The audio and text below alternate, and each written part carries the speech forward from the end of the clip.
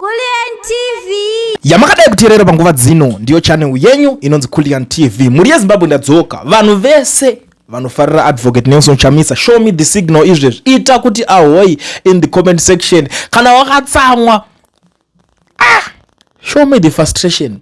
Vanhu munoita zvakasiyana siyana. Kana uri kufarira advocate Nelson Chamisa, make sure kuti wasiya like this video. Kana wakatsamwa futi comment ubva wa like futi, because hasha nekufara zvese tikufana kuona reaction yenyu pakulike. Okay, atisi kutonyopedza nguva yezvinhu zvakawanda panapa. Today is 1 August and muri kuziva kuti nyaya ye 1 August tinorangarirwa nechi. But the good thing is that advocate Nelson Chamisa vari kurangarira magamba vanhu vakafira zvematongerwo enyika izvi, tingamati machiko, political matters. I don't know kuti nderipi zita ringangokodzera kana kuti ringangokosha kuti tinge tichitaura panapa. But advocate Nelson Chamisa vari kutaura kuti never again. Today we remember and honor the victims of 1 August 2018. May their memories continue to inspire the pursuit of freedom, justice, accountability, and peace. Rest in power, Sylvia Maposa, 53, Ishmael Kumire, 43, Kevin Dean Charles, 48, Jelas Chikandira, 21, Brian Joao, 26, Challenge Tauri, 20. A national army exists to protect the citizens. It is, in essence, a citizens' army. It should never be deployed against the very citizens it is sworn to defend, nor used to shoot and kill unarmed civilians. Never again, never again. Ndio shoko riri kubuda panapa kuna advocate Nelson Chamisa. Icho kwadi moyo unenge warwadza kuti aiwa tiri patiriko zvinezvi. Asi mauto makamboita sei? Why muchidaro kune vana veZimbabwe? So nyaya inenge iripo ndeye kuti kune zvinhu zviri kumbotenderera kuti mauto vakuda kuti havasi kufara nezvinhu zviri kuitika izvezvi, so vanhu vari mumauto vari kucomplaina. I understand and I know kuti vazhinji zvechokwadi vari mumauto havasi kufara nekuda kwehurumende yava Mnangagwa. But vangani vasiri kufara? That's the question. Chiri kutoitika ndechekuti most of my generals vari pacurrent, vari pamapositions, vari very loyal kusystem yacho iripo. Vari kuudzwa zvese vachiteerera vachingokontinya. Ndo zvazvingori, ndo basa remusoja naye kungoudzwa kuti command yakamira yakadai. But vazhinji vacho vari kuzotumwa, unongotumwa necommand. Amana unogona kutoona kutonzi ena unodambura munhu unotona achidoedza musodzi achichema kuratidza kuti zvaari kuitiswa haasi kunakirwa nazvo. But zvinokuenda zvakadaro. But I don't want to waste much of the time. Let me quickly jump into the comment section. Vana veZimbabwe vari kuti, what are you doing for the families of those who stood by you? These were some of people who supported you, believed in your leadership, and made sacrifices. Many of them left their families behind in that belief. What are you doing to look after their families now? Ndo mubvunzo mukuru wandatanga kusangana nawo panapa, vanhu vachibvunza kuna advocate Nelson Chamisa kuti ko muridze vanhu ava nhai baba we muri kutiwo kudi nadzo, nekuti vazhinji vacho ukada kutarisa mazera ataurwa panapa ini pandazvitarisa ka pane umwe ataurwa ane 53 years, that's Sylvia Maposa, and zvingori pachena kuti age ku 53 anga atone vazukuru hobo amene kuti vangani vasingaverengeke because munhu chikadzika. And ndiwo kwaita Ishmael Kumire, guys, vanhu vanga ari varana baba vemhura, family yakatosara ichitodzitori nherera. Calvin Dean Charles 48 zvekare vazukuru nevana ipapo vanga vatopo. Jelas Chikandira aumanaka mayouth rakomana, mayouth kudamburwa uyouth akuna chinorwadza kufa 21 unongo wafira panorwadza. Na Brian Joao 26, Challenge Tauri 20, mayouth vakafa vari pazera rekuti izvezvi vangadai vari kutoita something meaningful nelife dzavo. But I'm not here to help kuti vanhu vari kutaura zvinhu izvozvo vatange kuti akabhaiza ari kuita chi about their families. This is just a question iri kubvunza kuti what exactly are you doing for the families of those who stood by you? These were some of the people who supported you, believed in your leadership, and made sacrifices.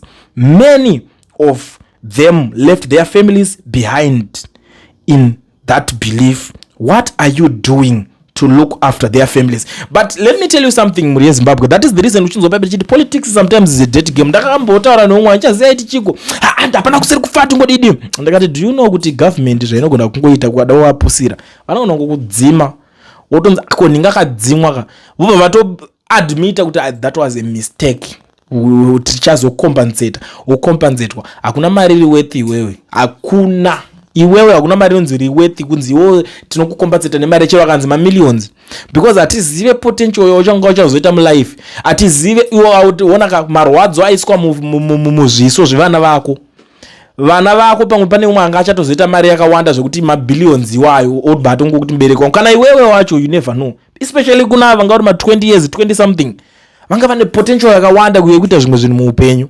So kuti titotaurirana tichibvunzana kuti iwo saka pamafamilies avo uri kuyaitira inini to me it doesn't make sense kuti hazvisi zvinhu zvokuti zvichadzosa munhu but chinhu chinofanira kutotaurirana ndechekuti ko vakauraya vacho what are they doing vakazokompensata here zvinobatika zvacho tombotiwo at least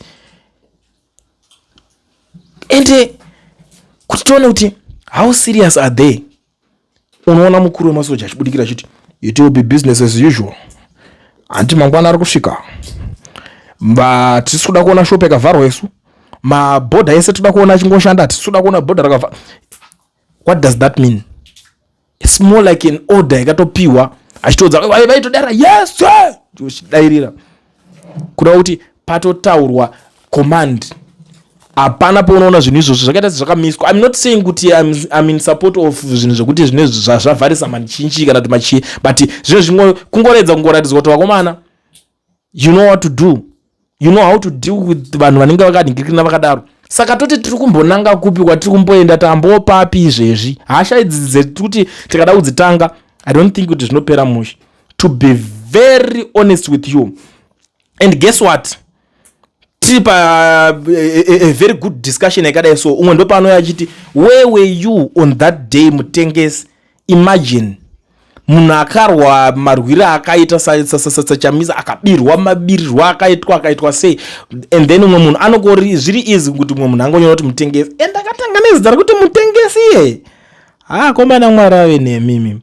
You know, I was told nomwe munhu so zvikanzi izvezvitarisaone kuti ndabaning stole akutanga kunzi mutengesi is something zvekuti zvakaitika kuhondo kwaoka vakuchitanga kutaura kuti akunzi hanzi mutengesi but vanga vari vatengesi chaicho ndo vakatotanga kutopenda that zita iroro kuti uyu because vadai so atengesi azodai but izvezvi tese tinongoziva pahistory pano pachingonzi aiwa ningangari mutengesi but iwe arikuzinza aita mutengesi sei iye ari akatanga nezanupf yacho zvega unongozviona kuti zvine chirevo chakawanda.